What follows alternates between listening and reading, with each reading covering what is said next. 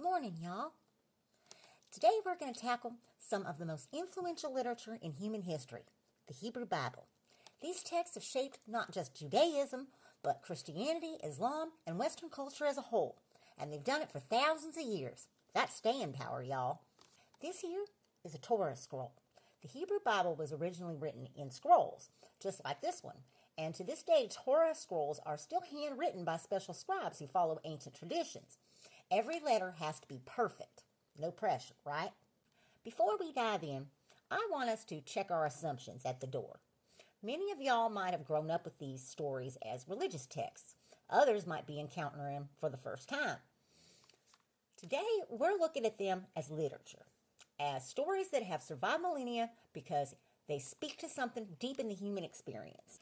The texts we're examining today were composed roughly between 10th and 6th centuries BCE, though they weren't compiled into their current form until much later. They emerged from the experiences of the Hebrew people, their migrations, their kingdoms, their exiles, and their relationships with their God. Geographically, we're in the same neighborhood as our Egyptian friends, the ancient Near East, but politically, the situation couldn't have been more different.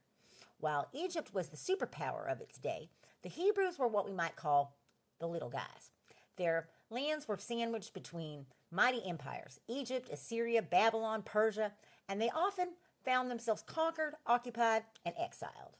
This experience of being the underdog shaped their literature in profound ways.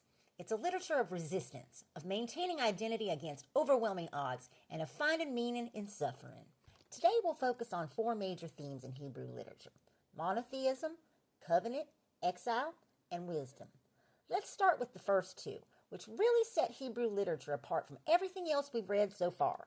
Unlike the Egyptians and Mesopotamians with their pantheons of gods, the Hebrew text presents one God who created everything and stands outside of nature.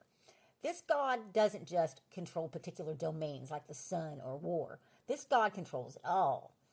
Early Hebrew texts sometimes reference other gods, but the overall trajectory is toward strict monotheism, the belief that there's only one God that exists and all others are false.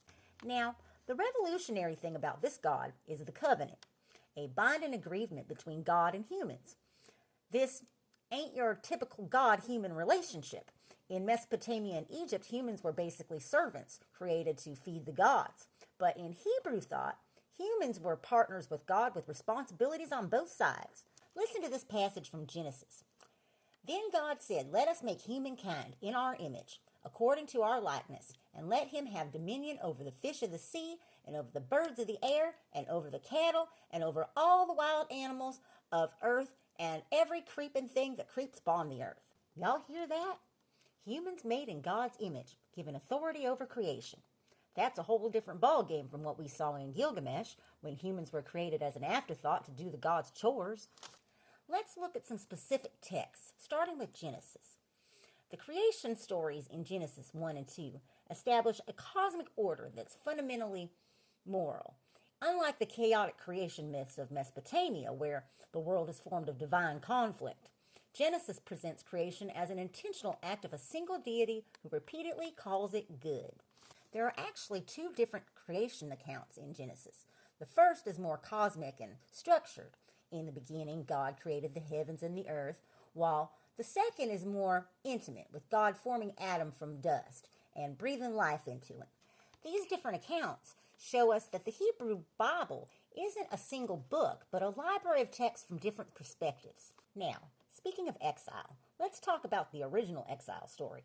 Adam and Eve, kicked out of Eden after they got caught eating the forbidden fruit. God says to send him forth from the Garden of Eden to till the ground from which he was taken. This pattern of exile and hoped for return runs throughout Hebrew literature. Adam and Eve are exiled from Eden. Abraham leaves his homeland. Joseph is sold into Egypt. The Israelites are enslaved, then freed, then wander in the wilderness. Later, they're conquered by Babylon and exiled again. Sound familiar? It should. Remember Sinway? His story follows the same pattern, leaving Egypt, living in a foreign land, and eventually returning home. The difference is that while Sinway gets his happy homecoming, Many Hebrews' exile stories leave that resolution open-ended or projected into the future. The book of Exodus gives us perhaps the most famous liberation story in world literature. Moses leading the Israelites out of slavery in Egypt ain't just a tale of freedom. It's the foundation of Jewish identity and has inspired countless liberation movements throughout history, including right here in the American South during the Civil Rights Movement. When Dr. King spoke of having been to the mountaintop, he was invoking Moses seeing the promised land. Now let's shift gears to something completely different. The book of Job. If Exodus is about God's justice, Job is about questioning that justice. It's a meditation on innocent suffering that's as profound and troubling today as it was 2,500 years ago. Job, a righteous man, loses everything: his children, his wealth, his health, because of a wager between God and Satan. When his friends tell him he must have sinned to deserve such punishment, Job maintains his innocence and demands an explanation from God. Y'all, this is revolutionary stuff. Job is demanding that God justify divine actions. And when God finally answers, it's not with an explanation, but with questions. Where were you when I laid the foundation of the earth? Tell me if you have understanding. Job never gets a direct answer about why he's suffering. The book suggests that some questions don't have easy answers, a far cry from the neat moral universe of Genesis or Exodus. Finally, let's end with something a little spicier: the Song of Songs. This collection of love poems is so sensual that some ancient rabbis warned it should only be read by those over 30, but it still made it into the canon anyway. Let him kiss me with the kisses of his mouth, for your love is better than wine, your anointing oils are fragrant, your name is perfume poured out, therefore the maidens love you. That's some steamy stuff right there, and it goes on for 8 chapters of passionate longing, sexual descriptions, and declarations of love. Now, many religious traditions have interpreted this text allegorically as representing God's love for Israel or Christ's love for the church. But on its surface, it's unabashedly celebrating human love and desire. It reminds me of those Egyptian love poems we read last week. Let's bring it back to our assignment, comparing exile in Egyptian and Hebrew texts. I'd like to add a few thoughts. In the tale of Sinway, exile is primarily personal, one man's journey away from and back to Egypt. In Hebrew literature, exile is often communal, an entire people separated from their homeland or from God. Also, while Sinway's exile ends with his return, many Hebrew exile stories remain unresolved. They look forward to a future redemption that hasn't come yet.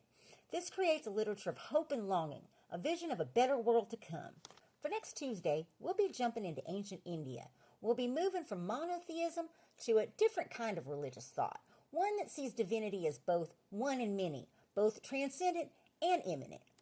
Remember, these ancient texts come from different cultures, but they're all asking the same big questions.